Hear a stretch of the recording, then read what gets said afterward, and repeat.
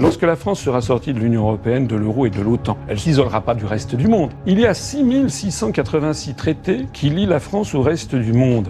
Nous, on veut supprimer 3 traités, mais la France restera membre de l'Organisation des Nations Unies, elle restera membre d'Interpol, de l'Agence internationale de l'énergie atomique, de la Convention sur le droit de la mer, etc., de l'UNESCO, du FMI, de la Banque mondiale.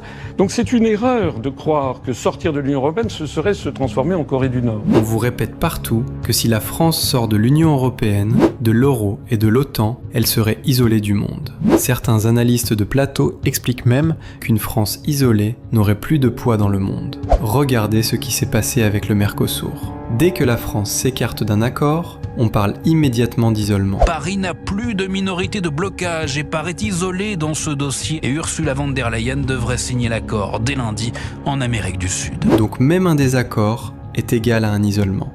Imaginez alors quand on parle carrément de sortir de l'Union européenne, de l'euro et de l'OTAN.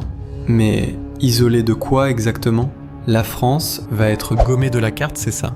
Ou basculée dans un multivers ? La France est liée par des milliers de traités internationaux.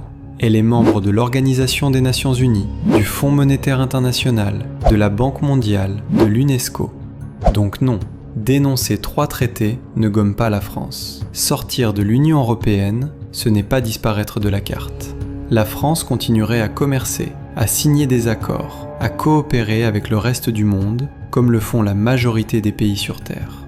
Parce que les amis, si on suit la logique médiatique, tous les pays hors UE seraient isolés. Donc, le Japon, isolé. Le Canada, isolé. La Suisse, isolé.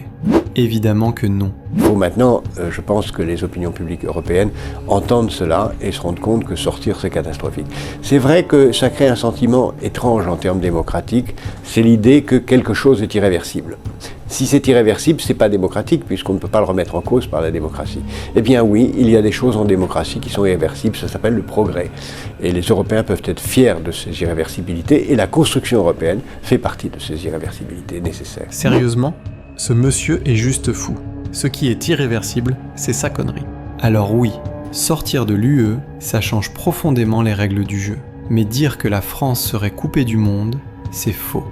En réalité, ce qu'on vous vend, c'est pas une analyse, mais c'est une peur. Et une peur, ça empêche de réfléchir.